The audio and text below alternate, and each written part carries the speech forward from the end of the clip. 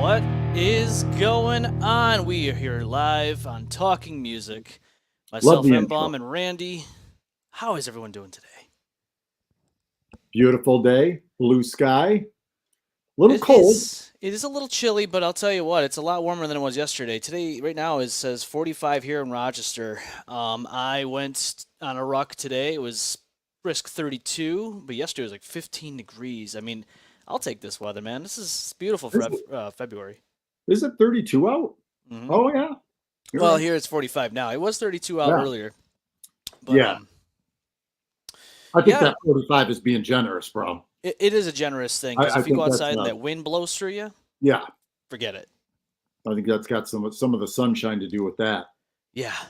Pouring on whatever thermometer they're taking that reading with. Yeah, I don't know if I could trust that. I mean, sometimes you see it and it's like you go outside and you're like, there's no way it's 45. Yeah, So, we're yeah, getting there though. no, we're getting 60, there. 62, 65 this week. Come on, man. Yeah, February, Western New York, it's beautiful. crazy. Yeah, Heading to I mean, Florida next week. Telling you that. we got Um, some nice weather coming up here in the next few days, 60s and stuff. yeah. I think Wednesday's supposed to be like a high of 66. Can you believe that? 66 degrees. Yeah, we're having a crazy winter. Barely is. So yeah, I mean these winters have been kind of crazy because we're so used to it being snowy and just cold and brisk, and this winter here has gone by so fast. One of the quickest winters I can remember in a long time. Well, that's yeah, nothing wrong with that. Nah, we'll take it. Sooner we get to May. Yeah, I remember though. It seems like when we were younger, it was or not, a few years back or whatever. Like April was nice, and now April is kind of seems like it's a winter month. Yeah. So that being said, we still have March and April to get through, and hopefully we'll stay like this. Where above average temperatures is great. Oh yeah. And with the nicer weather comes more shows. And last night you had a show at the Montage Music Hall with We Fractured did. Fortune. I think Cow Calls was there. I mean, how was that last night? Good, good. It's a good little local show. Yeah. I wish I could have made it, man, because Yeah. I had Jeffrey Rogers of GSL News on last night, and that's the episode right there that we have on the screen. You can go check that out at thembombeffect.com on the YouTube channel and Spotify, iHeartRadio, and more. But he was great, man. He was great to have on. This kid just very motivational because the guy started at 13 years old doing this stuff. He was very just ambitious. He's doing it at the age of 23 now. He's grown so much. Um, we dived into it a little bit with him, and to be honest with you, at the age of 23, he's doing a lot more than people my age, which is a lot crazy to Yeah. think. It's crazy to think that he's got that much ambition.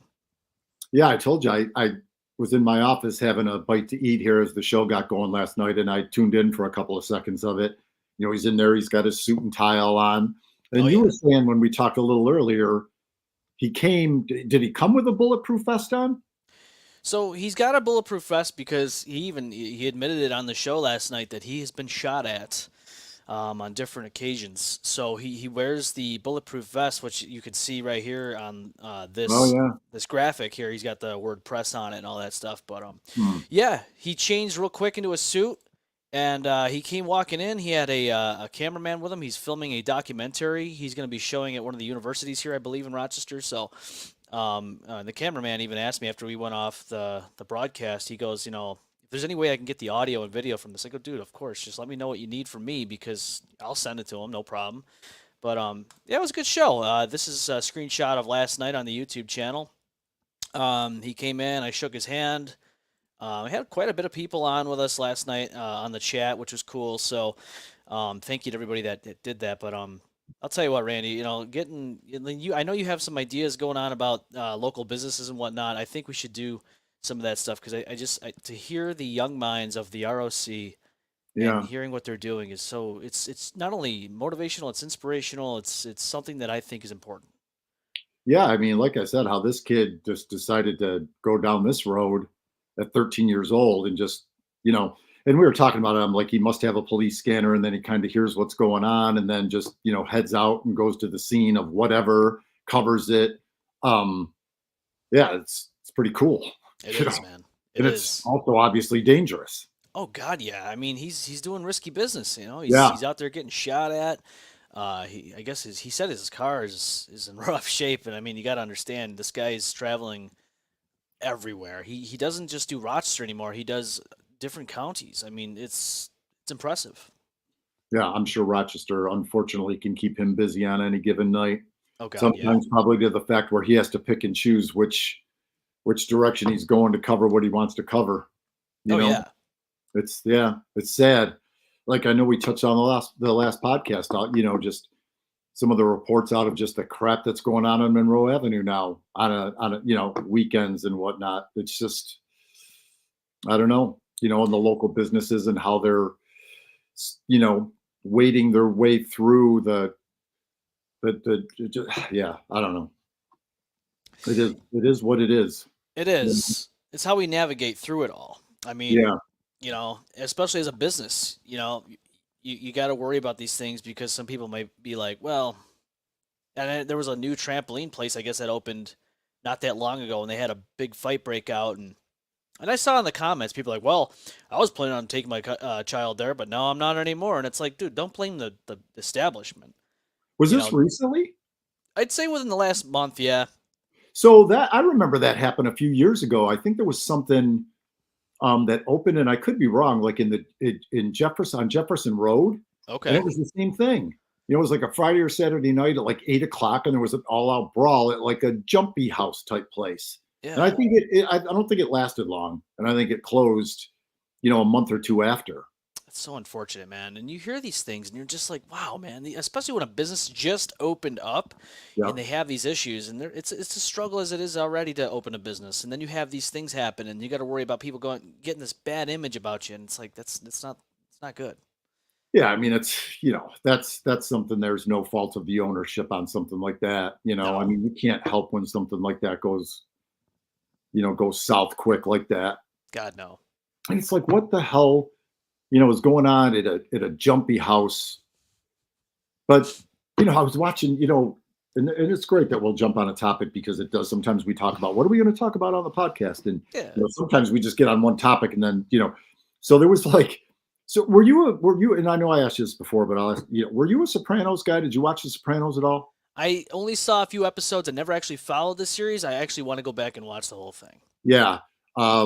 If you have Max now, I think you can watch I the do. entire series. Yeah, I mean, look, I'm a big movie guy. You probably are. Everybody is. For me, that Sopranos, dude. You know, Godfather, Pulp Fiction, Jaws. I would say that for me, Sopranos is in the top five. Now, it wasn't a movie, Yeah. but if somebody said, "What are your top five movies?" I would probably the first question out of my mouth, rather than an answer, would be like, "Can I include a series?"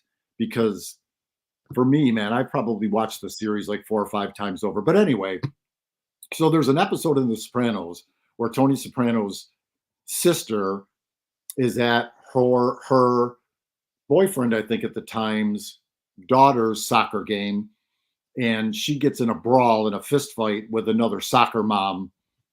And that went on in just outside of New York City yesterday or the day before. And I'm Oh, not sure if it was soccer games. Don't quote me on that because it's not outdoor soccer season. So it might have been I'm pretty sure it was a basketball game. And John Gotti's daughter was was part of the fight oh my with God. another mom. So that was on the news, and it just was so reflective of that Sopranos episode because John Gotti's son was on the news report, and it just to hear that Jersey accent, Yep. out of his mouth, and like it was just, yeah. Anyway, One of my fel- parallel of sorts. one of my favorite all-time movies, I gotta say, is The Goodfellas, and it'll Yeah, always hold a spot in my heart, man. You know, Ray Liotta, R.I.P. But with him, Joe Pesci, Robert De Niro, those three as like the main cast, completely the chemistry was there.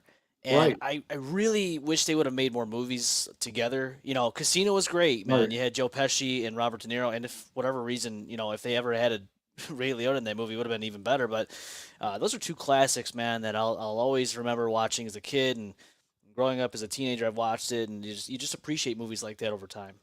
100%. You know, Casino wasn't really as high on the list for me. It was a little long. There was a lot I think that could have been edited out to that movie and taken it from almost 3 hours down to like two. But I'm telling you, man, that all being said, what you're saying about the, you know, the actors and the, you know, what went on in Goodfellas, go to The Sopranos. Because as you take the first season to the second season, and it takes a couple seasons for all of the main characters that, you know, as a series whole, they're not all in the first episode or the first season. Some of them then, you know, get introduced as they go along. And you got Buscemi and just, I mean, if you like Goodfellas, dude, yeah, go back and start from episode 1 and watch The Sopranos, because the acting on that series was just, and the storylines, the violence is there a little bit as well. But I mean, it's like, you know, 7 seasons of Goodfellas and then some, and to be honest with you. It was the chef's kiss. Mwah. Wow. Unbelievable series. I don't know that there'll ever be anything like it. Probably not, man. And it goes hand in hand with like music, because with the chemistry, it's like acting with chemistry is important as a band with chemistry. You know, the guitarist and the bassist, the drummer, the vocalist, they all have to work together. They have to have that chemistry in order to have that, you know, just all of it come together. And you know, when you watch these movies, it's the same thing, man. You gotta have that chemistry, because you know, you watch some of these things and you're like, wow, you know, these two don't pair well. You know, and I think people were giving crap to like Arnold Schwarzenegger and Danny DeVito when they did Twins, I think, back in the day. But I honestly thought that was a pretty decent movie for what it was. Awesome. Schwarzenegger, man, to like, you know, go from one genre to the next and be able to do it like those movies are amazing. Yeah. You know, Kindergarten Cop, the Junior one where he's pregnant, you know, not a storyline that I could really connect with. So that one I didn't, but I loved all those movies. Yeah, man. Those are classics. Look, do yourself a favor. And if you do, let's reconnect on that, because I'm telling you, this James Gandolfini, man, will blow you away. You know, just one season. Yeah. But to watch the entire series, incredible. Yeah. I'll have to go and take a look, man, because I've been meaning to get around to that. I've also been meaning to get around to Breaking Bad. I've heard of I never watched that one either. Amazing. And there's a couple other different series that I didn't get into. What's the biker one I'm thinking of? Oh, Sons of Anarchy. Sons of Anarchy. There's another one I haven't seen. Never watched. Not me either. Yeah. So, I mean, it's you know, we were talking about this before we went live, that, you know, I've got a very short attention span, you know, so for me, it's, you know, you got to lock me in with something. Yep. I tried like the Game of Thrones thing, that just genre or whatever, that it just wasn't for me. Yeah. I still, you know, there'll be a night where maybe I'll get a little further into it or whatever. Sons of Anarchy, I never watched that. You know, we're live, right? And people can comment and whatnot today. Oh God, yeah. Yeah. So it's Sunday at like 2:30ish. Anyway. Yeah, I mean, obviously, dude, anybody that's watching this, if you want to chime in and tell us what maybe we could connect with. Yeah. And for me, you know, give me something that's, you know, parallel to like The Sopranos or something like that, and I'll give it a shot. But, you know, like I was telling you earlier, man, you know, some of these things I give it like an episode or two, and some of them, man, they just, it's hard. You know, a movie is 90 minutes, and you can kind of like, if you've got a good script and you got good actors and whatever, and you can kind of keep that momentum going throughout that 90 minutes in a storyline that doesn't just drift off into something else that kind of just takes, it's like, okay, started out great, you know, and I don't want to see car crashes for the first 10 minutes either. No. But that's like The Sopranos. I mean, that series can keep you going every episode, every season. It's, you know, I mean, look, that had a couple episodes in different seasons that were like different directors, obviously, that were like weird. And there was a lot of like, you know, like flashbacks and just weird stuff going on. And people that watch The Sopranos know what I'm talking about. Those were a little tedious to get through. But a lot of like what I try to start, and I see people say, check this out, or, you know, there's a lot of Facebook people that ask, okay, I'm going to do this, or I'm off this week. Tell me what to watch. And it's just, after the first or second episode, it seems like, okay, it's great, and you got reeled in with what's going on, and then they just couldn't keep, the momentum going to where then the third episode, fourth and fifth just seemed to be like, okay, dude, that was an hour's worth of nothing. Yeah, So I don't know. It's hard, man. it is. And especially like if somebody writes a first season of something and the season does well, and then HBO or Showtime, whatever it is, goes to the producers and the directors and say like, look, let's do a second season. Now, these directors and writers or whatever that worked on this project for a year and a half or 2 years before it ever got started, now they've got to scramble and get something done in fucking 4 months so they can get it on HBO, Yeah. in the spring or in the fall. And that's a recipe for disaster, kind of like, bands back in the Oh day. God, yeah. I mean, Harold, when I was growing up, a band like Kiss would have an album out every year. I think there was a time period, man, and you Kiss fans, if you're out there watching this, maybe like 9 months between like Destroyer and Rock and Roll Over, or Rock and Roll Over and Destroyer, a couple of their albums, where I mean they were banging these things out, less than a year apart. Yeah. And touring constantly like that. So anyway, yeah, stuff like that gets to be like when they with sequels even too. They do big box office and then they're rushed to get a script done to get another one made, and they're garbage. Yeah, and going back to what you were just saying about albums and all that, you notice it in today's world where albums aren't really that big of a thing anymore. It's No. mostly just singles being released, and I Yeah. just saw a post somebody had posted on Facebook, I think it was, about that, and it made me think like, yeah, you really don't see albums and all that stuff get released anymore. It's more or less singles, EPs, and just you think about that, and in your world, I mean, in your idea of things, what would you rather see? You would like to see the quality be put towards a single or just full length album? Well, it's like you were saying, and there's not a lot out there that anybody's going to do at this point that I think people are really going to listen. Look, Kiss has released albums over the last few years, and there's nothing really going on. So for the bands that I sort of grew up on, I guess the Bon Jovis and the Kiss and whatever. I don't know. I don't think that we don't really look for new music, and then when they release new music, I think that it's some sort of a caveat to at least have one new song to play when they go out on tour. Like Journey's a good example of that. They keep releasing music, and they'll play like one song off the album because all of us go and see these bands now because we want to hear the hits that we grew up on. You know what I mean? So even if they do something like that, but I think now recording music is gotten to be an easier thing, a cheaper thing. So it's not such a loss of investment when they do something like that and it really doesn't get any airplay. It's not really selling, units in different places. So I don't know. I mean, everybody's got a home studio now. Now, that all being said, I do think like, the world of like pop and hip hop a little bit. Yeah. They're still releasing music. I mean, Taylor Swift is still putting out albums. Miley Cyrus is still putting out albums.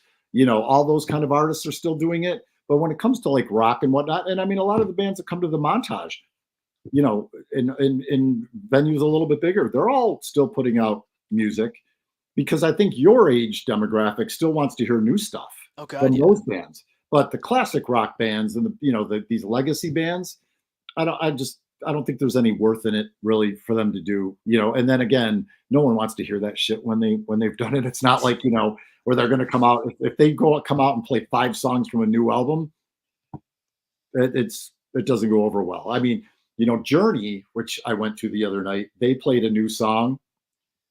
And I think they obviously most bands will shout out that fact. It's like, hey, so, right now we're going to play a new one or something like that. You instantly see people getting up and going to go to the bathroom or go get a beer or whatever. And it's kind of like, what the Don't they want to hear new music? I mean, Corey says, as long as singles are released on a schedule, I dig it. I love new music coming out constantly rather than once every 2 years. This is Corey from An Easy Death. Although otherwise, I got their shirt on representing the homies.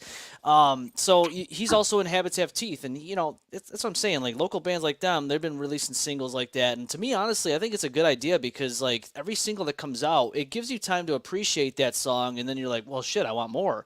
So then while you're listening to that, they're obviously, either banked on, ones that they made in the previous months, or they're probably in the middle of writing another one. But like, yeah, albums can get a little overwhelming, I guess. And we talked about the whole short, the shortest attention span, you Yeah, know. So right. I think it goes hand in hand. No, and I think it's great, man, that these local bands are, the effort that they put into this, spending the time to do it, bring it out, try to get people to listen to it, merch table it, try to get people to buy it, CD release shows, and just the hustle, all of it, playing live, doing all that. I mean, last night, it was like 14 degrees at load in Oh for God, yeah. everybody. So, I mean, that back door would be open for 5 seconds. You would feel it at the bar. So a lot of that stuff, man, look, people don't get to hear it from me enough because I don't talk to a lot of them. I'm, whatever. But trust me, it does not go unnoticed. The trenches that these guys walk through to lug gear to a venue, record new music, spend the money on that. So, awesome that you've got an Easy Death shirt on. Because yeah, it's not always seen maybe how supportive I am or whatever, but trust me, it's there, it's noticed, and it's appreciated because without y'all can't do what we do. We're here for you, so don't think that that's any other way because that's the way it is. But anyway, yeah. So yeah, new music is what it is. I mean, it's out there, but I think it's in different demographics and different genres specifically now that more than stuff that are bands that I sort of will maybe go see. Yeah, and I mean, I saw that video of you, watching Journey and all that, and that'd be awesome to see that live. And Yeah. always, and you were just talking about people that are kind of getting up and using the bathroom during a new song, and it's like, well, why wouldn't you want to sit there and see the new material that they're coming out with? I mean, you've heard all these other songs all these years. Wouldn't you want to hear the brand new stuff? Like, it's Yeah. crazy to me. Well, that's why cover bands are popular too. I mean, people want to tap their foot to music they know. You know what I True. mean? And that, so it is what it is. Yeah, and coming from classic rock and all that, we have our very own hometown rock artist here, Lou Graham. I mean, look at this guy. He's out doing things, and yeah. There's an article here that says Lou Graham from Foreigner. I'd like to thank the Rock and Roll Hall of Fame for the honor of nomination. Dude, this guy, he's a legend. I don't care what anyone says. Lou Graham's a legend, not just here in Rochester, but just all around. And 100%.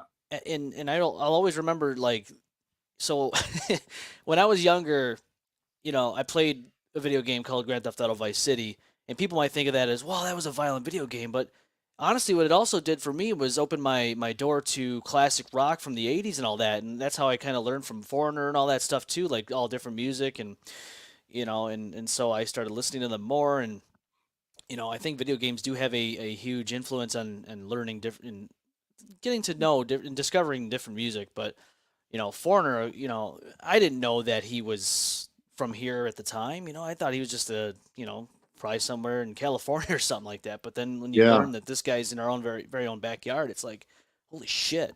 Well, we certainly did. Growing up at, being your age and even younger when Foreigner started, Lou Graham was in a band called Black Sheep, was a local band here in Rochester and would play the venues here. And then they got bigger and bigger. And then, when the band Foreigner was, kind of trying to group a band together, they reached out and grabbed Lou Graham and, off to the races, as they say.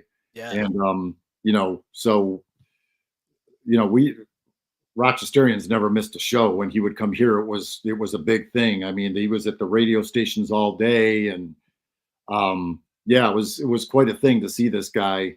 And I don't think, honestly, I probably missed a tour from the first album on.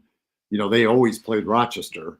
Yeah. So yeah, and they're still out there doing it today. I mean, with a different singer. Yeah, it's not the same. It's not the same. No. And I think they're going to wrap that up this year. I think this summer, if not already, may be the last. A Foreigner, huh? A Foreigner, yeah. So, but Lou Graham is still out there doing it, which Lou Graham sort of retired like a year or two ago. Yeah, he's 73. Part. It says right here. Yeah, he was having some health issues, and the vocal stuff is him trying to hit those things that he was singing in his 20s. Yeah.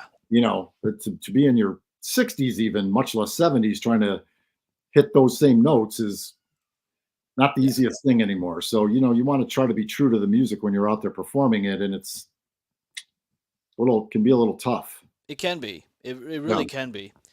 Speaking of vocalists, so and we can go back into 2017. Linkin Park, man, you know they were huge in the late 90s, early 2000s, and they were even when 2010 and all that came around, they were still big. And we lost Chester Bennington in 2017, unfortunately. And it says here Linkin Park announces Papercuts, which is the greatest hits album, and shares previously unreleased song Friendly Fire. Now these guys, they've gone through a lot of different stuff in the last 7 years, especially with Chester Bennington passing away, unfortunately. But the greatest hits album. I mean, they released a couple of new singles that were recorded back in 2003 from Meteora, and yeah, man, it's kind of emotional. It's an emotional roller coaster for not only the band but the fans.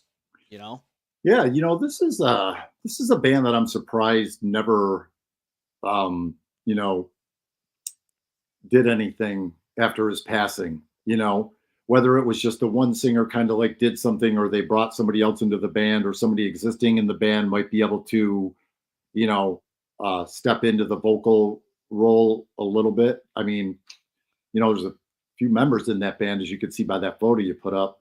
Like Journey the other night, they had like freaking three guys singing, that share the vocals. Not on a lot, but I think that they've got a keyboard player that's somewhat new to the band, and he sang a song, and Dean Castronovo, the drummer, who's just a freaking animal and has a freaking phenomenal voice, he sang a song Wow. because that band was huge, Yeah. and their music, I mean, is incredible.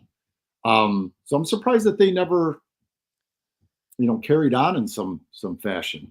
I mean, do you think that they'll carry on? I mean, I don't know. I mean, So I I mean, understand that the sound of Chester Bennington's voice is never going to be replicated, but at the same time, I really do think that this band can really make great music going forward. I mean, it's obviously not going to be the same. We already know that, but it's at the end of the day, I think as a Linkin Park fan myself, I wouldn't mind seeing new material made by the band. no, I mean, I think 100% this band would do great. I mean, look, you can't discount, yeah, the talent that Chester had as a vocalist and whatever, but I think it could probably be, duplicated by somebody out there. And this band's musical talent as a whole, and because that music's different. It's not just guitar, bass, and drums. There was a lot going on in that band, Oh and that yeah, was a band that didn't sound the same on every song. no, So that means that there was a lot of collaboration going on between the members of that band. And yeah, it's just, I don't know, bro. I mean, 7 years since Chester, you said 7 years? yeah, man, You it'll be would have 7 thought years that this year. they had any idea of doing something, they would have done it by now. But, look, if there's new songs on this and it sells well, that's where, again, management, record labels are like, look, guys, what do you think? Is there a thought in your minds of maybe you audition some singers or whatever? Or because I don't know a lot about that band. I do know there were two vocalists, Yeah, correct? yeah, there was. One didn't sound extremely different than the other, right? So there was a guy who rapped, and then Chester Bennington did Yeah, like the clean vocals, yeah, and and a little screamy, for lack of a better word. yeah. So I Yeah, mean, but then again, look at Alice in Chains for instance. Lane Staley right. passed away. They He moved on. overdosed in 2002, and the band you didn't hear from Alice in Chains for a long time. Right. Now they're on their they have a new singer that took his place, and they're making music, and it sounds pretty good. I mean, they've made music. I think they went and made music from 2009 to now after his Dude, death, and he passed those away in guys, 2002. yeah, Stone Temple Pilots, Yeah, and I thought, what? I mean, Alice in Chains has had to have this new guy in the band for how many years now? Has it been uh, 10? over 10, yeah, now. Yeah, I mean, I think Stone Temple Pilots was it just one guy, or are they on their second newer singer? I don't remember. I don't know, to be honest with you. I haven't really kept up Yeah, on Stone Temple Pilots in a while, but Alice in Chains for sure, man, has been they've around been with this new guy for a bit. yeah, and Yeah. so they and I know that some people might know Mike Starr, who was also in the band. He also passed away more recently, but yeah, the current lineup, man, it's a pretty good band. I mean, good lineup. Yeah. So yeah, Lane Staley, obviously our original Jerry Cantrell, which was also, that duo, hands down, one of my favorite duos of all Yeah. time in a band. And so, I mean, I grew up in the '90s. The '90s grunge era was one of my favorites, just because I remember listening to that as a kid in the car, and just Nirvana and all that. So, Yep. and then of course, William Duvall, who's now the other vocalist that took over for Lane Staley. He's been in there now for a while, since about 2008, 2000, not even that, 2007, I think. So Yeah. So we're coming up on 10 years. yeah, so it's No, it's wait a minute. impressive, man. Coming up on longer than that. Yeah, a little over, yeah, over Yeah, 10 years. So 17 would have been 10 years. So God. So yeah, and when you look at this stuff or you look it up, some of these guys like Arnell, like the singer of Journey, he's been in the band 16 years. They announced that at the show the other night. That's longer than Steve Perry was in the band, yeah, or at least actively in the band. I think they did, they ended in like 86, took a bunch of time off, wrote some new music, came back out and did something in like the early 90s. But I don't think that they did a tour. But some of these guys that replaced some of these people have now been in the band longer than the original singer. yeah. Because Lane Staley, he wasn't in the band that many years. No, That I band was mean, over and done with in like what, 4 or 5 years, something yeah, like that. I mean, I gotta say, I mean, this is the current lineup right here. Yeah. So, yeah, I mean, Lane Staley, I guess he was supposed to keep on recording. I mean, the last live show they did was in '96 in Kansas City at the Kemper Arena. Now that Kemper Arena, man, let me tell you, that's had some tragedy over the years. They don't use it like they used to. Obviously, they have a whole new stadium or arena now. I was down there a few years ago. I passed by Kemper, and knowing the history that he overdosed after his last show with Alice in Chains in '96, and then of course, if you want to get in the wrestling world, Owen Hart fell basically to his death in that same arena. So there's some tragedy that happened there, but. With Alice in Chains, that was the last time he performed live with them, and then a little bit after that, he just kind of disappeared in the music world. Yeah, and then that was another one of those things, dude, where that was no surprise. It was I grew up on that stuff, probably younger, got to see the band. They opened for Van Halen on a tour that stopped in our area twice. So there was a Rochester date with Alice in Chains, and I believe a Buffalo date with Alice in Chains. And I also got to see them. They were the opening act for Ozzy on the No More Tears tour, I believe. Oh man! So I think I got to see Alice in Chains like 3 or 4 times. But he had drug problems and stuff that was notable pretty much from day one, to where again it wasn't really a surprise when that sort of happened. Kind of like Yeah, Kurt Cobain a little bit, to where he was in and out of the hospital for things, and a lot of speculation of this and that. So that really wasn't a big surprise when that transpired as well. yeah, I know. And It's sad. it's oddly enough though that Kurt Cobain and Lane Staley died on the same month and date, just different years. That was an era, bro, that was just littered with that stuff. We would have Yeah, to get into Google to whatever, but like, and I'm not going to remember his name. Shannon something, I believe, from Blind Melon, I think was the band. Same thing, drugs. The guy from Sublime. Shannon Hoon. There's kind of a decently long list of bands from that era that just have passed away, and just it was a tough go in the 90s for some of these bands to keep some of these members alive. Scott Weiland later on, I mean, it took a little bit longer, but he was another guy throughout the Yeah, course of the Stone Temple Pilots that you just knew that was probably going to end quickly at some point, or quicker than what we would hope. Yeah, so it's tough. dude. October 21st, 1995. Shannon Hoon was found dead on There his you go. tour bus, his life coming to an end after only briefly scraping its potential with Blind Melon, man. This is why, in the '90s, man, it's crazy, because this is the era that, I guess is notable for these type of deaths, unfortunately. These Oh, guys are dying in their 20s and 30s. you It's so know, young. look, my comments are just my comments. So, whatever. There was this, that era of grunge music, man, as great as it was, there was just a lot of angst at that time. There Yep. really was. Just seemed like, yeah, angst, I guess, is the best word, you Yeah. know. So, it's kind of like today with Facebook and all the stuff that goes on, that I feel bad for, people of that age then and that age now and the stuff y'all got to go through compared to, you know, the word bully it was just a different word when I grew up. It was like, I used to have these conversations with my daughter. It's not like there wasn't somebody that you would go down to the park and there was always these kids that wanted to pick on you. So I think like pick on, bully, those are the two terms that are probably what would describe the same thing. Yeah. You would get picked on. Well, now it's like you would get bullied. It's always happened. There would be shit at school, shit after school, shit down at the park, shit at a dance, shit at a concert. It always went on. It just, I don't know. It happened and you moved on. Yeah. And I'm not discounting anything, but I don't know. It just, the more that social media and all this stuff just happened, and there's just so much in front of you now to where, we came home after school, you did something. If you went out, you hung out with your friends for a while. Yeah, shit might happen, shit might not. But then you come home, you watch a little TV, you go to bed, you rinse and repeat. Yeah. It was just different, man. Shit And follows you, man. With What's these that? things, it's like shit Yeah, follows you now. yeah. You come home and it doesn't matter if you're home or not. You still get bullied with the social media aspect on these phones, man. Even when you're in bed and you're scrolling through Facebook as a teenager, I'm sure you're finding all these people talking shit to you or about you, and it's just like, dude, that's like 24 hours, 7 day a week, nonstop bullying. It's just holy shit, man. Yeah. It's crazy. And here's my take on why it has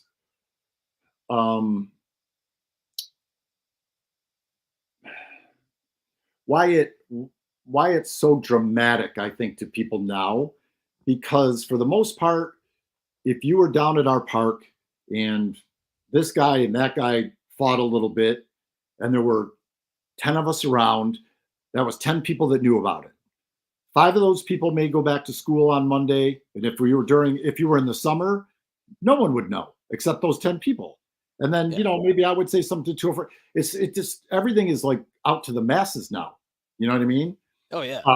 It can all be put on social media. Like, Harold and so were at the club last night and there was they got in a fight.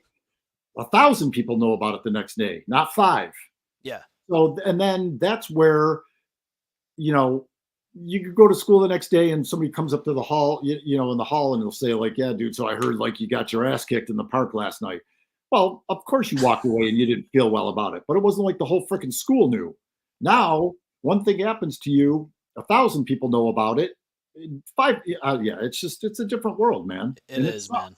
It is. I mean, when I was growing up, you had computers in your home and all that stuff. We didn't have these smartphones yet, so it's you had instant messenger and all that.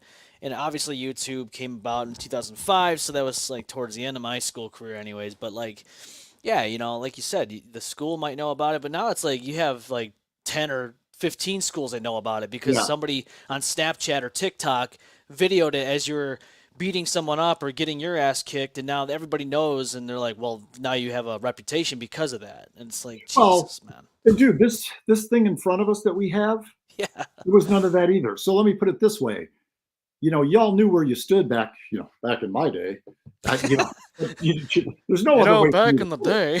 In my day, you'd get your ass kicked. You started to fuck with somebody or talk shit about somebody or whatever in school or whatever, it would get taken care of promptly. And if people knew, if this guy played football and he was 6'2" and 210 pounds, and you were a guy that was like 5'4" in school, you weren't going to be talking shit about that guy. And if you did, it was going to get solved after school, down at the park, after the basketball game or whatever. So again, there was a lot more hesitation on people's parts not to be doing all the shit talking because you were going to get your ass kicked. And now, people, they can hide behind these keyboards and these screens and whatever and talk shit about whoever they want, whatever they want. Yeah. Some of that goes on in my environment at the club. And we don't, the good thing I think about somebody like me that's as old as I am, that's running a club with a lot of guys your age and whatever. I may look like I've got this deep grimace on my face when people are in there. And that is because overall, I do look at some of y'all like a parent. and I am a parent. So when we get going in there and there's people in that club, Yeah. my head is on a swivel because I want to make sure that everybody's safe. Yep. That, if somebody's too intoxicated, that we see that and we sort of, we sit back. I mean, we're not there to police anybody or throw anybody out, or you rarely, if ever, see that happen. Doesn't mean that internally we don't know who we're sort of watching for the night, making sure that somebody's not doing something to the young ladies and the females we have in there, all that kind of stuff. So, we know what's going on. And if something's going on in the music scene itself that often gets brought to my attention, and it's like, well, this guy might come or this person might come, and it's like, well, we're not going to turn anybody away. No. But now that you've said something, we know that it's there. We know there's a potential. We're going to keep our eyes and ears open. I will walk in the room a little bit more often tonight than maybe I have in the past. And if I see somebody antagonizing somebody else, we'll take care of it. But in the meantime, you don't take care of it. Yeah. You come to the end of the bar, whatever, talk to my security guy, Chris. Everybody knows who he is. Everybody knows who I am. If you don't know who I am, you can still approach me. You come down, I'll play in my, you can come tell me whatever's going on, and we will handle it, without drama. Right. But yeah, I mean, because y'all got it tough, man. Because again, it's not all about the guy that's 6'4" and the guy that's 5'4" these days. It's other shit. Unfortunately, yeah. I mean, yeah. That's one thing I always loved about Montage, man. It's so proactive in taking care of these situations, man. And you know what? These situations are very, very few and far between. Yeah. Everybody, I can't again state that, how respectful everybody is. And there's a great community. Every once in a while, it gets back to me, or I can see it, or I can hear it, that there's a little bit of drama starting and, whatever. But for the most part, when we have our shows, man, I've said this before and I'll say it now, that, the rock, metal, hardcore, post-hardcore. Well, now is I wouldn't trade the niche that I have, the genre that I produce and promote, and we bring into Rochester and whatever, locally, nationally, whatever. Y'all are great. Yeah, most nights everybody's well behaved. There wasn't a time, man, when I first started at the Montage, and that was like the breaking of the hardcore era, the stick to your guns and not Body Snatcher, but those shows were brutal. Yeah. And the Buffalo kids would come to razz the Rochester kids, and we'd have all out brawls in that club. Jesus, and that's why I got out of it for a little bit, because it was Ithaca and Fredonia kids, and it just was like it was a fucking come to the club and try to just beat down whoever you could, and then run out the front door, run out the back door. Yeah. And it was hard, What they should do is make a mixed martial arts venue where these people can go and do that, and just brawl it out there to metal music. Screw it. Just let them do their own thing. Rochester now too. Is there some place where you can go in and like break shit? Yeah, there's the hatchet throwing thing or whatever. It's I don't remember. You can go and you can smash things. You can have a great time. Let out some rage therapy, so to speak. And right. I mean, they have axe throwing and all that stuff. My wife and I were supposed to go with a couple friends on Wednesday. We ultimately didn't go. I do want to go there and check it out. It sounds like a good place to go and cool down. If you've got all that aggression, go do that. There was actually something I saw on a podcast, and I don't remember what band it is. Y'all might, if you're podcast people or whatever, somebody, let's just say, for lack of a better band name that I'm not thinking of, Attila or somebody, where the lead singer was, that was a topic that was brought up by whatever podcast he was on. Like, are you noticing that moshing and mosh pits are mellower than they used to be? And his answer was yes, that there isn't kill moshing as much anymore. The crowd kills. People still do their thing, but for the most part, everybody kind of, and every once in a while we have that asshole, that we don't recognize him. He's not part of our scene. We've got a national touring act in there. He's come in, and he's the guy that's like swinging on people, or, purposely going around the perimeter of the outer perimeter of the pit and just trying to elbow people and whatever behind him, like the guitar. And that's the kind of shit. Then we just kind of, that's one of those instances where the security guys will take note of it, Yeah. maybe say something to me, and I'll just be like, you know what, that's just close in on that a little bit. And you Yeah. know what? If the guy does something to somebody that's a cheap shot or whatever, then we'll pull him out back and just give him a warning at first. If he keeps doing it, he's out. Yeah. It's that simple. And Because there's a lot of girls that I see some God, girls get into the pit they every get once into in a it, while. man. Of course, they get into it. Yeah. Oh yeah. And the other thing is that when that pit is going on, in the middle of the room, you still have people in front between the Yep. barricade and the front end of the mosh pit. And sometimes there's girls up there. And we've seen broken noses or whatever, where that guy will go into somebody and then that guy will go into, it's like a domino effect to where then some young girl, goes face first into either the bike rack or whatever. And Yeah. there's no room for that. You know what I No. mean? It's like, again, it's a domino effect. Yeah, and I mean, I've been in pits multiple times throughout my life, and all the one I remember specifically is when Fear Factory came to the Montage Music Hall back in 2013. It was just everybody was in the pit doing their thing, and I got elbowed pretty hard that night in the head, and I felt it the next day. But at the end of the day, I still had a good fucking time, man. Yeah. I got to see Fear Factory up front in person. I got to meet Burton and all them, and at the end of the day, yeah, you got to know what you're getting yourself into when you get in these pits, and for the people that are Right. staying out of them, they shouldn't, there shouldn't be people in the pit purposely trying to like spin kick someone's head off. Yep. Yeah, it's Look, man, we totally had our share of bloody towels, Yep. our share of bloody sinks in the bathroom. I've walked in and seen somebody walk in and just, and most times, like you said, they knew what they were getting into. And there's nobody coming to the bar and like, hey, this happened or that, but it does happen, but it's few and far between. But yeah, I mean, there's some casualties of war, but as long as the guys, because look, man, we can't be in there being over strict with that stuff. You know what I mean? If you're going to book a band like that, then you know what you're in for. And you got to, I used to tell, and that was part of the problem in the old days, it was new to these security guards that a lot of times never worked my room before, because sometimes you need, to have 4 and 5 guys, and I only have my 2 regulars, and then you'd get a bunch of hothead security guards, and then that didn't go over well. But for the most part, it's like, let them do what they're going to do. This is what but when you book a punk show, you're going to get that stuff, hardcore, you're going to get that stuff. Yep. But when somebody wants to be nasty and is trying to like, throw a punch, throw an elbow or whatever, then it's, that's not cool. No. It's time to go. Yeah. You're not there to fight, man. You're there to, it's right. a whole different, that's not for fighting. And that's what starts fights. When somebody throws a cheap shot, then the other guy, or, it's a girl or a friend, then he goes after that kid. And then it's like, here we go. And it's usually just because one dude wants to be that guy. Yeah. So anyway, it is what it is. Yeah. And speaking of Fear Factory, man, Fear Factory, as we all know, Burton and C. Bell left Fear Factory. And it says Fear Factory is plotting their first new record since Aggression Continuum in 2021, and first with vocalist Milo Silvestro for 2024. This is going to be an interesting aspect for Fear Factory. And if people don't know who Fear Factory is, they've been around since the 80s. I mean, these guys, they've been around for so long, and this is the current lineup right here. Look at Dino out front.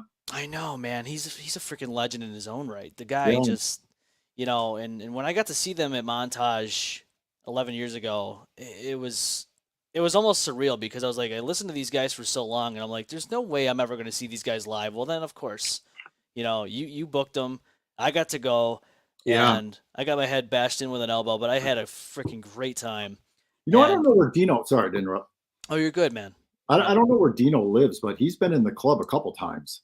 Just by himself to see a band. So I don't know if he's, what would he be in town for? Especially if he's not performing, right? Yeah, just randomly, Now, we've had dudes from like Mastodon in the club and whatnot. Well, 1 or 2 of those dudes are from Rochester. I mean, I don't know all this stuff as much as, people that follow these bands more than I do. These are bands that I book. Just so y'all know, we don't have a choice in that. These offers come in, you book the band, whatever. It's not like we go after them, because it's not the way you get a band. These are routed tours that you get an email of hold dates, and then offers go in and you book the band. It's not like I'm out there soliciting to get Fear Factory or anything like that. You just wait till they're going out on tour and hope you get a date. Yeah. But yeah, some of these guys have it's crazy. You just look, like Danny Looker, he's from Rochester, but SOD and different bands he's been in, he ends up in the club every once in a while for shows. It's kind of cool to have people just wander in. Yeah. I think it's going to be a turning point for this band though, because this is the first time I think they've ever had, such a huge difference in sound. We're so Singer used to, wise, yeah. I mean, yeah, Dino left the band for a short amount of time, and to be quite honest with you, that album was pretty good in its own right, even though Dino wasn't a part of it. I mean, Archetype was a great song, and that whole album was pretty good. And I don't think it's one of Dino's favorites, but I mean, obviously because he wasn't a part of the band at yeah, that time. But yeah. with Burton leaving So though, do you know it's kind of why? what's that, Dino? Yeah, did he leave on his own, or was this we're I think there was it might out? have been a creative differences at the time or whatever, and then he came back into the fold. I don't remember exactly the full story, but it was good to hear that he came back. And then as of late, it's been very hard for them because I guess him and Burton were not, again, creative differences and stuff like that were coming along, and then ultimately Burton left, which Hmm. sucks, you know. And I like both. I like both of them working together. I think their chemistry was great, and so So that picture that you put up, is that recent yeah. with So the new singer? obviously Burton's not a part of that. I think the guy next to Dino on the left hand side is the new singer. Okay. I think Yeah, that's definitely. Because Milo. the guy on the right, and I don't know his name, um, he's definitely been in the band for a while. Yeah, and I mean, you can see. So Dino must be the anchor of that band at this point, or has Yes, been for a while, I because think he's so. definitely out front more than anyone else. Yeah. Whereas Like before he's got the stance like I'm the leader. Yeah, Burton was kind of the guy before, and now he's taking, I think, the helm, so to speak, of the band as the leader. And it'll be an interesting, album to hear when they come out with this because So I are don't they know what to recording? expect. They're in the studio right now. So yeah, I guess yeah. So basically, let's see here. That will not be until a full album, not until next year. So the album's already it must be done because it's coming out this year. Um, Says the closest thing we've got is a Fear Factory instrumental track called uh, Robotist. Oh um, yeah, they do a lot of they machinery mechanism type of yeah symbolism industrial now. sound. Yeah, which I'm all about it, man. Yeah, which Um, means that they haven't actually got things written and got this guy into the studio. So what you're getting right now in the meantime is some instrumental yeah. stuff. Yeah, makes sense. So I think instrumentally we're gonna hear the same sound we've always heard from Fear Factory, but I hope this. I don't know. I'm interested to see what this new guy's gonna to bring. Bring to the new sound. Fear I Factory. guarantee you that they will probably be support on a bigger tour coming out first. You're not going to see them come back out with this new guy and headline like club tours. Um, but I'm guessing probably the fall. Yeah, I could You see know, that. get some stuff done, get it out, and then tour in the fall. But it'll probably be, opening for Yeah, somebody at and not a tour that'll even hit Western New York. A lot of stuff like that, just passes us by. I just don't see that band with a brand new singer and whatever.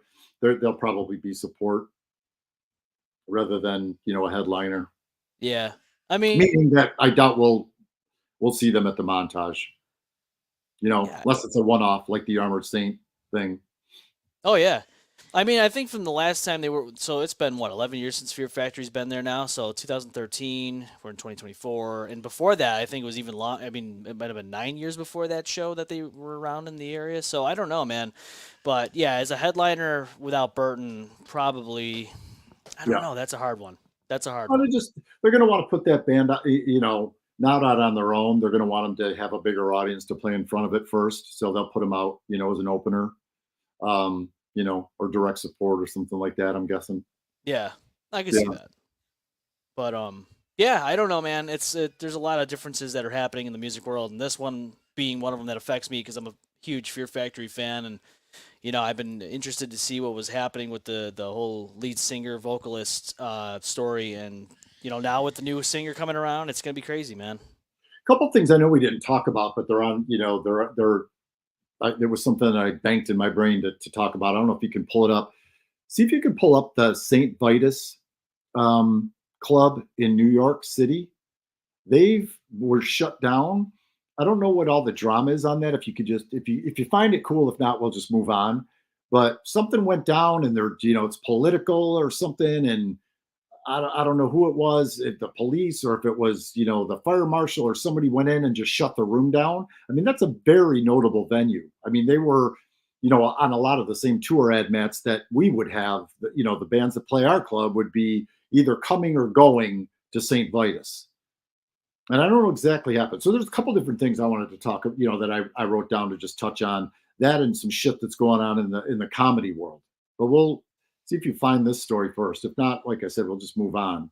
So it says over the weekend, February 16th, beloved New York City metal venue St. Vitus Bar was abruptly shut down in the middle of a show they were hosting for hardcore mainstays Mind Force. According to accounts by both the show's promoter Miles To Go Presents and the venue itself, the city's Department of Building stormed the building during opener Belmora's set and issued an immediate shutdown of all St. Vitus operations. Mindforce didn't get to play that night, and their headlining set the following evening was sadly canceled. Today, as of this article being written in February 19th, St. Vitus, located in Brooklyn, have issued an official statement on their temporary closure that provides some clarity on the incredibly unfortunate circumstances. And it goes on to say, on Friday, February 16th, in the middle of the scheduled show, the DOB shut down all operations at St. Vitus, the venue wrote on Instagram. We are saddened and deeply frustrated by the circumstances and are working to remedy this situation as fast as we can. This closure is temporary, but we want to address everything that directly affects our community of artists and fans alike. Please be patient as we work through this, and thank you for the continued support. So is that something that St. Vitus posted? Yeah, they posted that on their Instagram. Well, they're saying that they feel that it's going to be temporary. Yeah, that's what I'm getting from this whole thing. It doesn't sound like it's a permanent thing. Now, I don't know exactly what's going on as to why. It doesn't really give too much information on that. Dude, I don't know. I don't have any of those three letters in my world. DOB, Department of something. So I don't know what that is in New York City. Different rules and you know what I mean? Every city, I think, is a little different. But I don't know, neither here nor there. But, I am my venue, during COVID, there's this thing that was derived called the New York Independent Venue Association.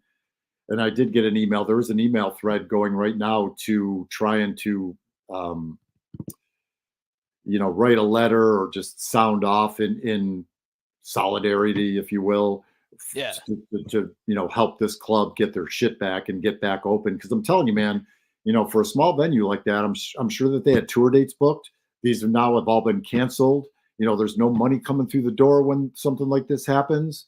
So that's kind of the reason I brought it up. So y'all, if you're out there, you play my venue, you love touring bands, whatever the case may be, go on and try and find whatever you can and help St. Vitus out. If it's an email, if there's something that is there of a petition to be signed electronically through an email, I got to preach what I, or do what I preach, because I haven't really done that yet. It was just a couple of days ago that I saw it. But do what you can to help them out, because I don't know what the hell they did, but, that's to just, to come in without any warning and just shut the place down. And I mean, again, I don't know all of the full story, but that is kind of the way it sounds. And in this email chain, that's kind of the way they're describing it as well, that they just kind of came in. There was no warning. There was no permit that was delayed, or they didn't do something properly, or didn't have something submitted on time. They just came in and closed them down. So I was just scrolling here just a moment ago, and it says Greenpoint Music Venue St. Vitus Bar shut down by DOB for operating without permits. Well. I guess there was complaints about the bar. I don't know, man. Operating without proper permits. Yeah. Well, then yeah. And it makes sense. I mean, most permits are due by the first of the year. So if they didn't fill out what they were supposed to fill out and do things that they were supposed to do, then, guys, this is where you end up. Unfortunately. But, so anyways, I'm not backtracking on saying to go help them out. No. But, definitely not. It sounds like when it said that it's just going to be a something that's going to go away soon, that's where it kind of clicked in my brain. Like, okay, how did they know that? So did they do something that didn't get done the way it was supposed to get done? Yeah. Gotta get your permits in, people. Somebody might have made an oopsie there, and it could Yep. have been just a simple, Yep. honest mistake. This is what the logo, if you don't know what the bar looks like or anything like that, this is the logo of the bar right here, St. Vitus Bar in New York City, located in Brooklyn. What a interesting symbol here, I guess, Yeah. logo. Yeah. And like Um, I said, this is a venue, dude, that's like, on a lot of the same tour routing that Montage is. yeah, So, again, the bands are either coming from that area or going to that area from a show at our place. yeah, So I feel for them, but yeah, man, you yeah, gotta you gotta do what you gotta do, man, to keep, your licensing up, your yeah. permits. Otherwise, they have more than a right to kind of come in and do what they did, I guess. And I hope they get it all squared away and get back and opened up and all that stuff, because I don't like Yeah. to see anybody have these issues, and it sucks because now they're, like you said, they're losing revenue, and Right. and it's not good. So hopefully they can get everything squared away. Like they think it's temporary. It's probably just an honest mistake, like I said, and they'll get out, open back up, and just be back on their merry old way. But Right. yeah, the permits, man, that's a serious thing. You got to make sure these things are put into place so that way this doesn't, happen, especially mid-show, dude. Like those people that were there that paid tickets are like, "Holy shit, what's going on?" Well, guess Right. what? The band you paid money to go see, they're not Yeah. performing. It's over. That's a Like, bad look all the way around, man. So again, if they were sent letters and they didn't, just ignored them and whatnot, this is the ramification. Now, on the other topic that, there's something going on at this comedy club, and I think that's the name of the place, Comedy Club in Seattle, oh, where they just canceled Jim Florentine, Kurt. I mean, a lot of us know who he is. Some of these other comics I've never heard of. Doesn't mean they're not great comics, but Kurt Metker, Dave Smith, and Luis Gomez. And they're not all back to back to back. These are like shows in March, April, and May. So I don't know if that's some scuttlebutt that you can kind of read off what is going on with that. But so I don't know if it's like the woke or whatever's going on. If these, from what I understand, from what briefly I read, they don't like something about like the way that these comics, whatever their set is, or what they talk about, or whatever. But I can tell you, Jim Florentine's not like some shocking comic. I don't think. I don't think he's talking about race or anything extreme politics or anything violent. But I yeah, can tell you that what I've seen in the last 24 hours are a lot of comedians, comics going to bat in a big way to defend these guys against this comedy club. And I'm telling you, if there's not a lot of smoke there, there's going to be fire. yeah, Because this is going to be something that the couple of podcasts that I've watched with comedian podcasts, not real notable ones. It's not like this isn't touched on Joe Rogan's or anybody like that yet, but it probably will, that are coming to the defense of these guys. And I'm telling you, man, this is where a comedy club can just be done, yeah. because if there's not something there that's legitimate, this will be like a comedy club, because comedy, I think the comedy world, they stick together. This will be They something do. where these guys will just cancel their shows. Everybody else that's booked there will just Yeah. cancel their shows. Yeah, it says You here, guys think haven't cancel done culture is something going to vote away for the way of the track tape to try again. It says a Seattle comedy club just canceled 4 comedians, which, by the way, it's Kurt Metzger, Jim it? Florentine, Dave Smith, and Louis J. Gomez. It says careful consideration and discussions with our team, investors, local comedians, and neighborhood advocacy groups. Yeah, dude, they got, I guess, shut down, man. These comedians. Yeah. I mean, I'll try to, I'll dig in a little deeper and watch. Capitol Hill Comedy.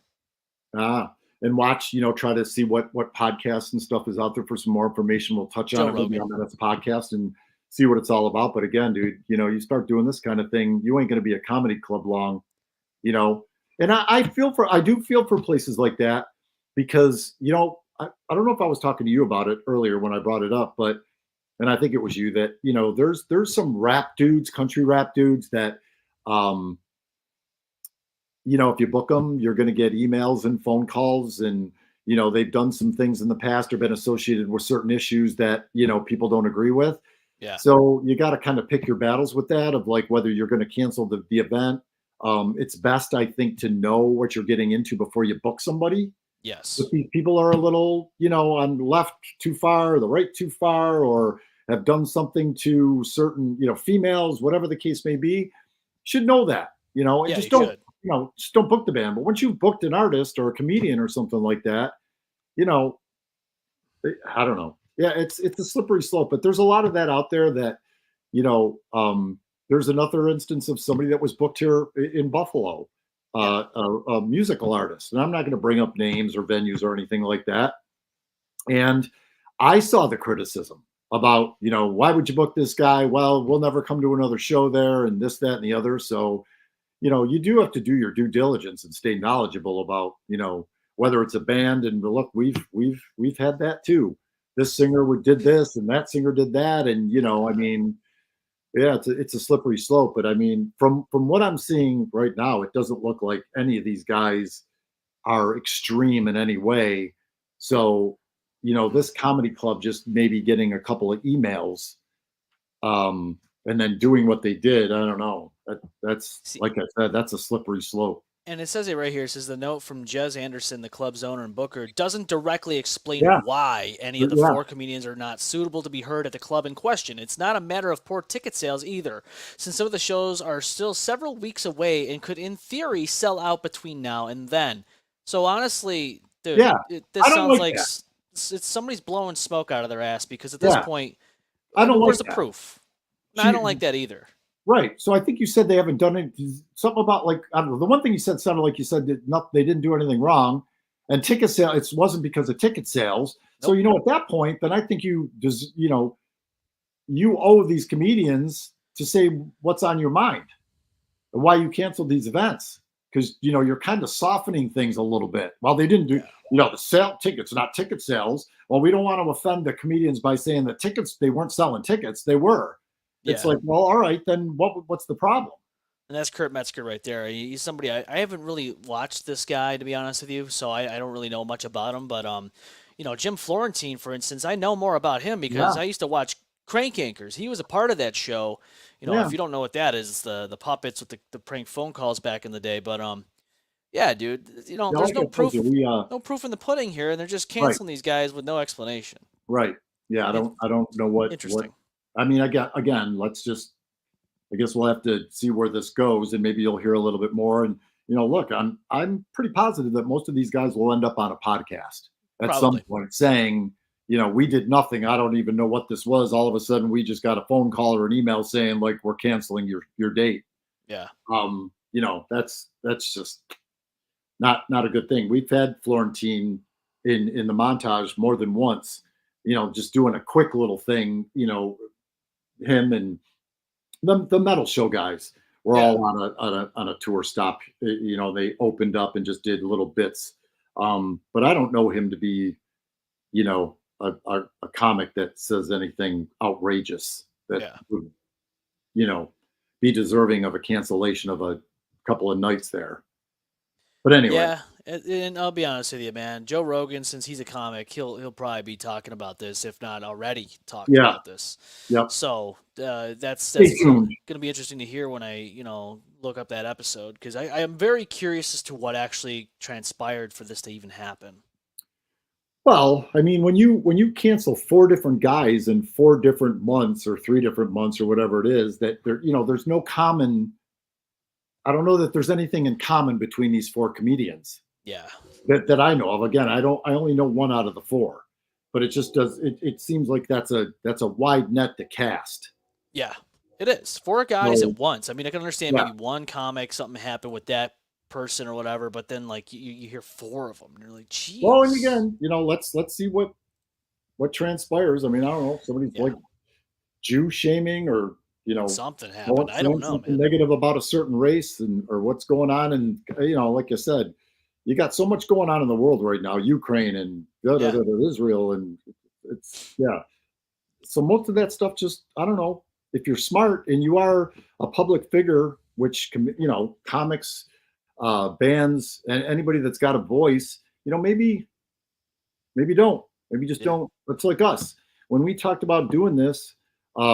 Collectively, we were both on the same page 100% that we'll talk about this and we'll talk about that, but we're not going to get into, politics and, we'll bring up the story and bring up the story. That's it. I don't know that not necessarily anyone needs our opinion for the most part on anything. It's You funny know? because you mentioned that, and it brings me back to the last episode we did about Trump sneakers, and somebody had left a comment, "Don't stay out of the politics." It's like we didn't get political. We just talked about the Well, sneakers and all this, yeah. And I saw somebody commented, I think it was Dan, the photographer, and he's like, I can't wait to see Trump get sued by so and so, and I'm like, oh boy, here we go. Yeah, by Louis Vuitton or something like that. Yeah, and it's like, well, let's not get in the weeds of the politics part of it, because honestly, we could, anybody could sit there and talk till they're blue in the face about it. You're not going to change anyone's mind. Everyone's mind's already made up. And me personally, I'm in the middle, and I just want to stay there, and I don't even like. Nah, I'm not interested in even talking about it, man. Right. But it's like, if there's something in the news or whatever, and that's like this podcast is talking music and other Yeah, stuff. I yeah, mean, some of you are like, whatever, come on. And this is what podcasts are in general. This yeah, is what most of them do. They yep, come on and we shoot the shit, and that's what we're going to do. And we may have a few buddies on, and we'll all shoot the shit. And yeah, we'll probably have that same conversation before we sit down with them. It's like, guys, we're just going to talk about things, but let's just try and not not Trump, not Biden, not, who's fucking got, it's not our thing, man. But we no, will talk about things that are in like the news at any particular time. And yeah, then you know what? If it's something that you're interested in, you go look at whatever the article is or whatever the other they're saying in the news or this or that, and you form your own opinion. That's not what we're doing. no, It's no, just one of those things that, when you see, you know, an ex-president selling sneakers, it's worth just like throwing up and going like, what's this? uh, Yeah, I know. nothing more, nothing less. Nothing more, nothing Nothing less. less. And going back into the whole comedian canceling thing, there's a band out there that they've been getting so much flack, and you know 'em probably. Their name is Trapped, and I've Oh, always see people go online and yeah, say like all these. And, I've seen some of the I don't know, conversations between Trapped and other people, and I'm just like, those are the guys. Just fucking make music, okay? Don't get into the politics. Don't get into any of this bullshit. Just yeah. make fucking music. You don't need to be complaining and bitching at your fans and stuff. Well, I believe in it, dude. Whatever. Nobody cares about what you believe in. We care about music. I mean, I don't know. That just to I've me, been it's just offered that. crazy. I get offered that band every few months, and that's one of those things that stay present, Yeah, stay updated, know who's doing what or whatever. I don't know what the hell it's all about, yeah. but I don't need to get involved. No, And I don't need to get involved in it, and I don't need to get involved in having the band play and putting them on my calendar where then I'm involved in that way. right. So, and that again, that's just your peripheral, making sure that you're in tune with the music scene, Yep. both nationally and locally, enough to know what's going on. Yeah. And I don't know what the hell they did. I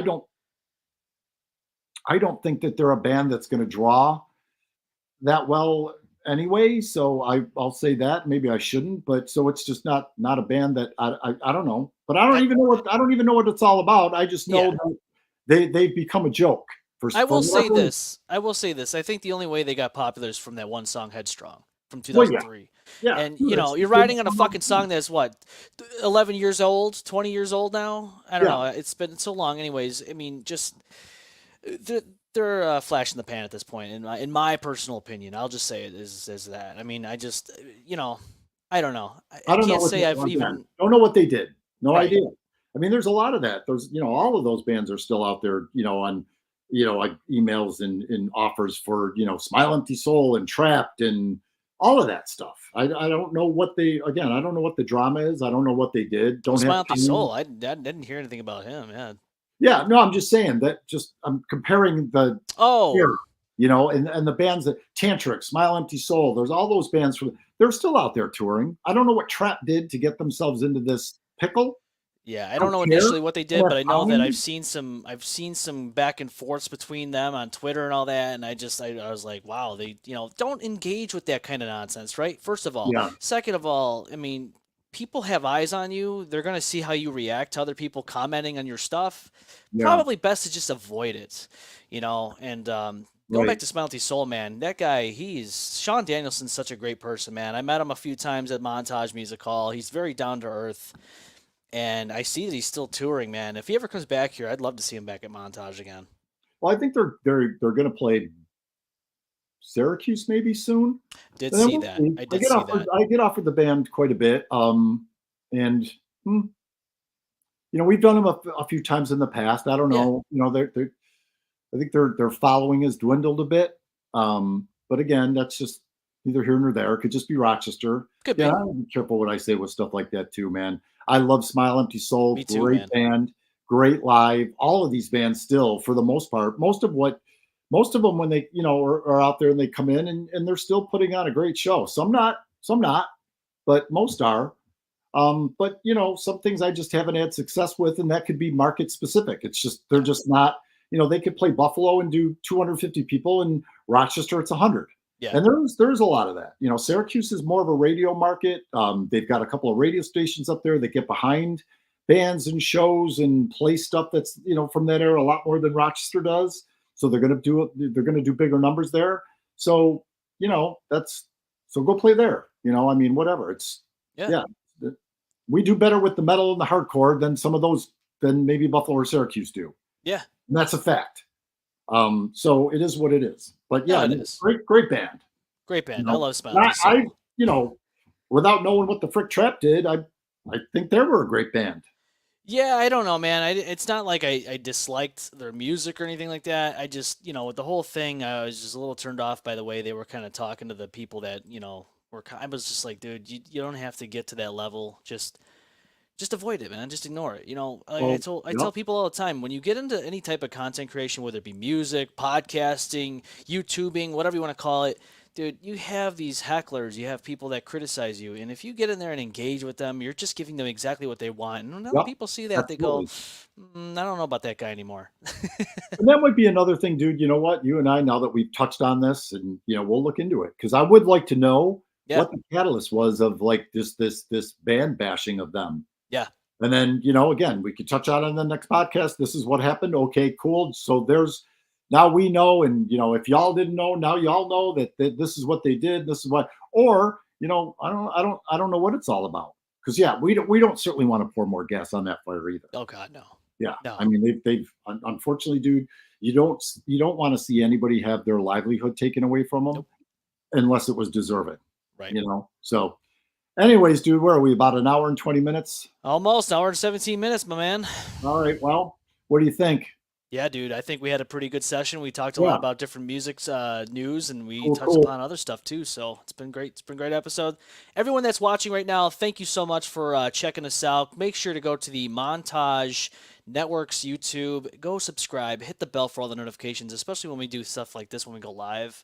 I mean, that's amazing when you guys come on here and you talk, comment on us and stuff like that. So Yeah, if we're getting some views, man, leave some comments. Let us know, what you're thinking about things. And, yeah.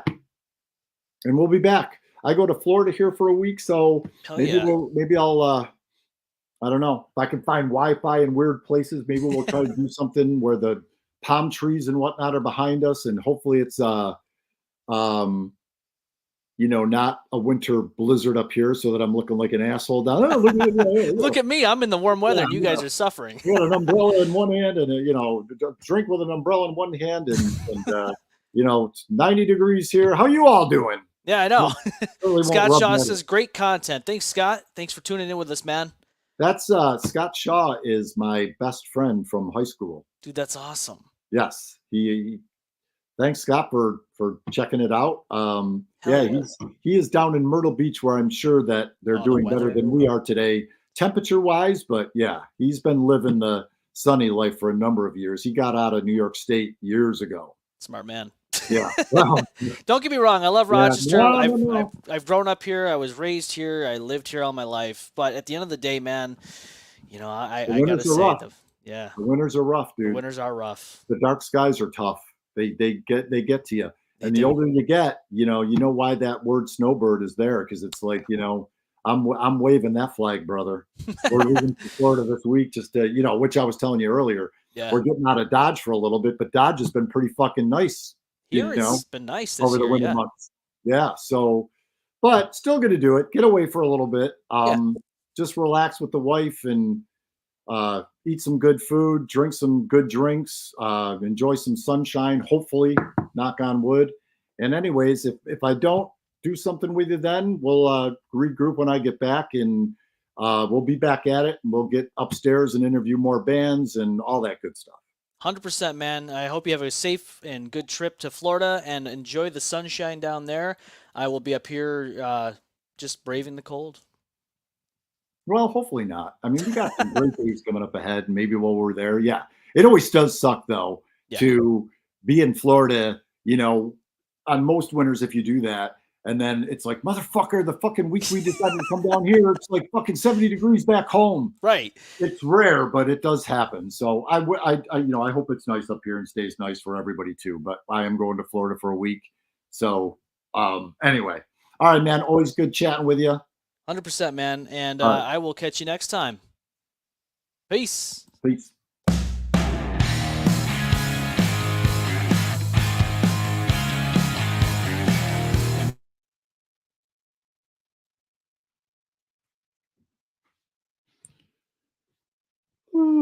Still there?